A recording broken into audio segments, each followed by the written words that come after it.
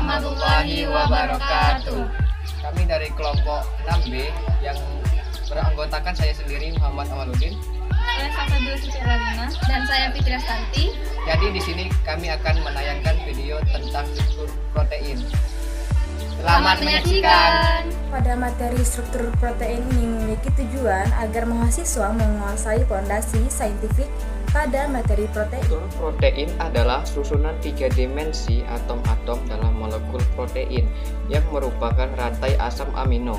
Struktur protein dapat dijabarkan dalam 4 tingkat yang berbeda, yaitu struktur primer, struktur sekunder, struktur tersier, dan struktur kuartener. Struktur primer yaitu struktur protein yang hanya terdiri dari urutan asam amino dalam rantai polipeptida.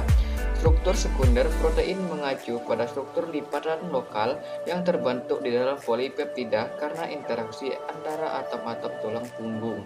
Ada 2 bentuk umum struktur sekunder, yaitu alpha helix dan beta helix. Protein struktur tersier mengacu pada tata ruang secara keseluruhan susunan atom dalam protein. Beberapa protein terdiri dari beberapa rantai polipeptida, juga dikenal sebagai subunin. Ketika subunin ini bersatu melalui interaksi membentuk struktur protein kuartenernya. Struktur tersier. Struktur tersier merupakan campuran dari struktur sekunder yang menyusun satu rantai polipeptida. Lokasi dan arah serta sudut jenis struktur sekunder peptida dan protein tergantung pada jenis residu asam amino yang menyusun polipeptida tersebut.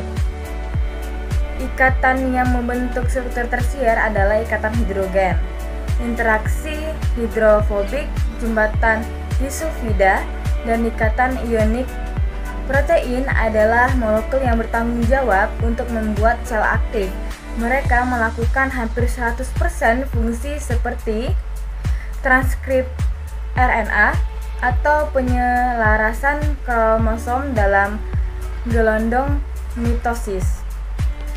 Selama pembelahan sel, atau mereka adalah komponen dinding sel yang mampu mengenali sinyal dari luar sel, memungkinkan makhluk hidup berinteraksi dengan lingkungan mereka. Contoh dari struktur tersier dari protein diantaranya: yang pertama ada kimia mengkeriting rambut. Rambut yang akan dikeriting pertama-tama digulung mengelilingi suatu bentuk yang sesuai.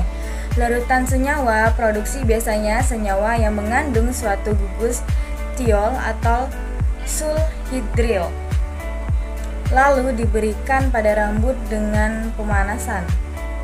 Senyawa produksi memecahkan ikatan disulfida dengan mereduksi residu asam amino sistin satu pada masing-masing rantai. Berikut struktur kimia mengkeriting rambut. Yang kedua ada struktur kolagen. Kolagen merupakan bagian penting dari jaringan ikat, tendon, tulang rawan, tulang, kornea mata. Setiap rantai kolagen adalah tangan kiri yang kaya glisin dan prolin. Superhelix. Rangkap 3 superhelix. Triplex helix memiliki kekuatan tarik yang lebih tinggi daripada baja kuat dengan penampang yang sama. Banyak triple helix berkumpul menjadi hibrid kolagen. Berikut struktur kolagen. Yang ketiga ada fibrion sutra. Fibrion adalah protein utama dalam sutra dari ngengat dan juga laba-laba. Struktur lembaran antiparalel. Rantai samping kecil, alanin dan juga glisin memungkinkan pengemasan lembaran yang rapat. Struktur distabilkan oleh ikatan hidrogen dalam lembaran. Interaksi dispersi London antar lembar. Berikut struktur fibrion sutra.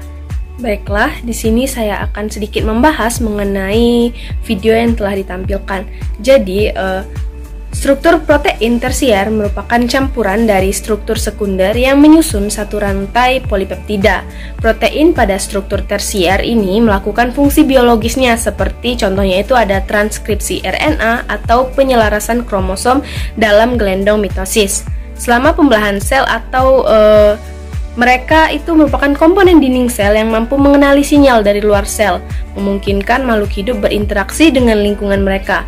Pada struktur tersier ada beberapa contoh, yaitu diantaranya seperti yang pertama struktur kimia mengkeriting rambut, struktur kolagen, dan struktur fibrion sutra.